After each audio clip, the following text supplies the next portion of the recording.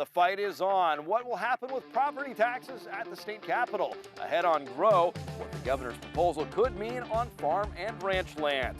Plus, city meets country, finding harmony through zoning. And Homer amaranth. How quickly can this superweed spread? It's time to grow.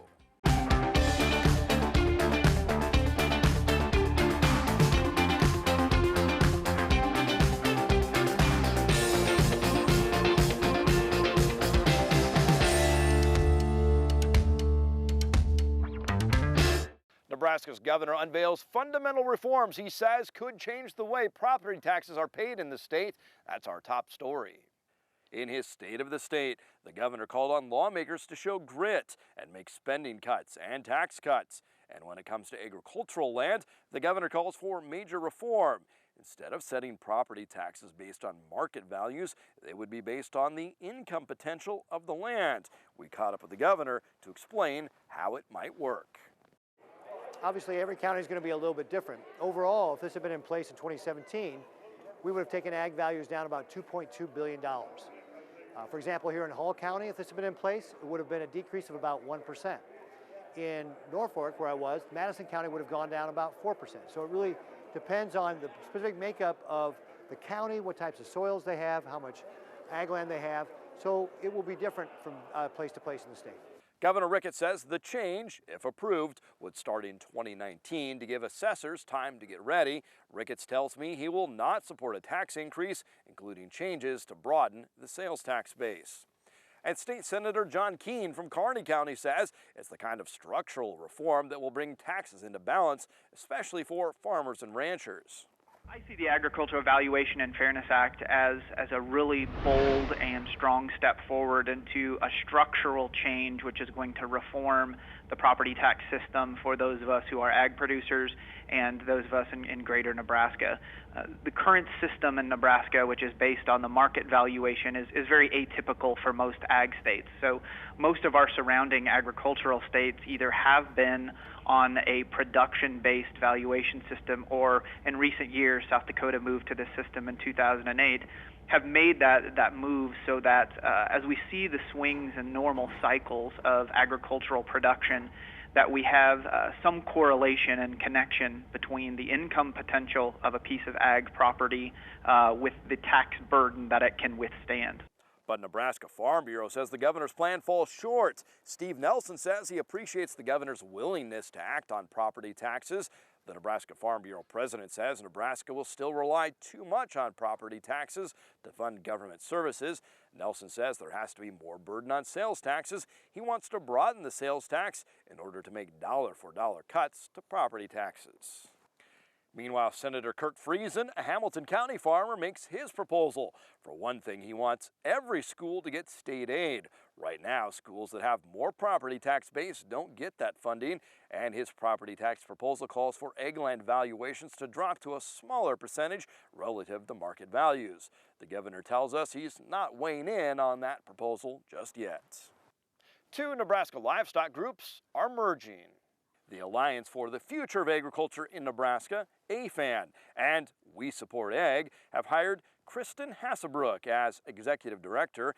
AFAN has been focused on zoning and livestock expansion, while We Support Ag has a pro-livestock agenda focused on answering critics like the Humane Society of the United States. As of February 1st, the two groups will come together. Both organizations have common partners like Farm Bureau, pork producers, and cattlemen. Now a young farmer joins the discussion as a growing county looks where livestock fits in. Here's more. Some row crop farming of corn and beans. In between the fun seasons of harvesting and planting comes tax time. It's paperwork season. Judd Allen farms and raises cattle minutes from Grand Island. And as the city grows, he hopes people remember what powers the economy. The agriculture sector in Hall County is pretty much the backbone of this county. A feedlot on the northern county line has raised questions. This issue has been a sore spot for everybody involved for over a year now. These cattle here. As the county board looks at pictures, board members say it looks like the feedlot in question is currently within the rules, so the board takes no action. But there's a bigger issue for this growing county. Because we do have more rural residential, we do have more places scattered throughout where there's more opportunity for conflict. So Hall County wants to see if zoning regulations are still workable. Specifically to start with the livestock regulations. Zoning dictates how far livestock operations have to be set back from homes and how many head of cattle are allowed. Current rules may prohibit a large feedlot. And that may be part of what we trade off for that urban density, more urban dense population. Now this young farmer's been appointed to the Planning Commission. He hopes to find common ground before there's more tension between homeowners and farmers. I think that they all have the ability to coexist together. And landowners are encouraged to check out a new CRP program.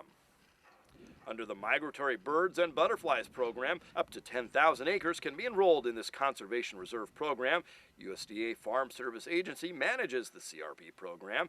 Nebraska FSA will open enrollment for this new SAFE in the coming weeks.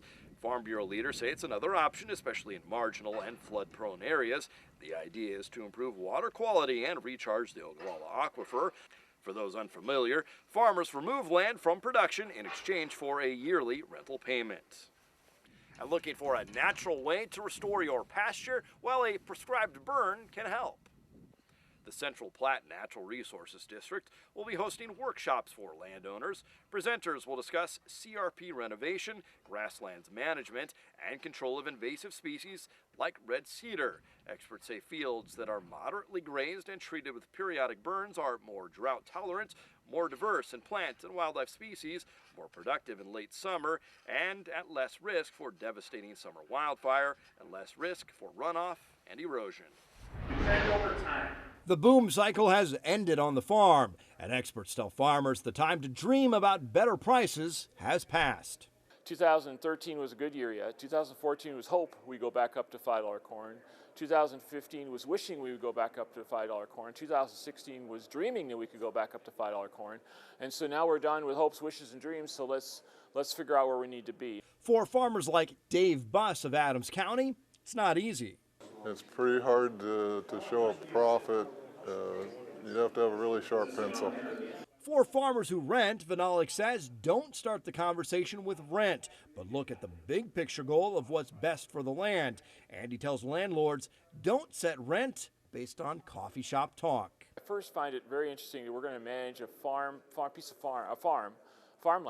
worth hundreds of thousands, if not millions of dollars based on information we get from a coffee shop. That bothers me inherently. He says landlords and tenants need to do what's fair for both sides because everyone needs to do their part to get through these tough times. And Dave Buss says most farmers have prepared. I think most guys knew that those high prices wouldn't stay. Allen, the extension educator, agrees many farmers are still in good position even after 3 straight years of income declines. I'd say the top 25, maybe even up to 30%, didn't overspend on machinery, didn't overspend on buying land, were really prudent about their purchases, know their costs well, and they're still doing great. At least one Nebraska lawmaker will serve on an egg committee in Washington. Representative Don Bacon of Omaha will serve on the House Egg Committee. It gives Nebraska a voice in major federal farm policy like the Farm Bill.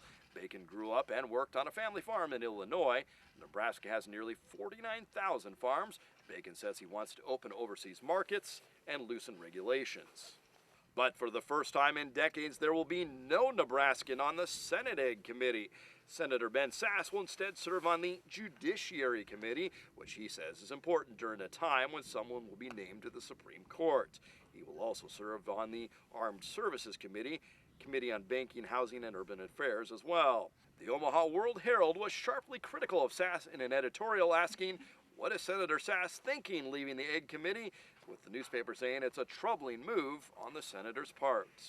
When it comes to federal farm policy, what would you like to see the new president focus on? That's the subject of this week's Twitter poll. Reducing regulations took the top spot. Better trade deals came in second, followed by support for renewable fuels and the next farm bill. Follow us on Twitter to cast your votes.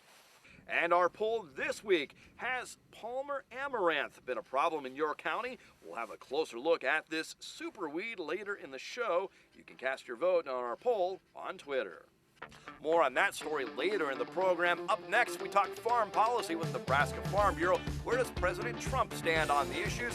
And still to come, our county snapshot takes a look at Adams County.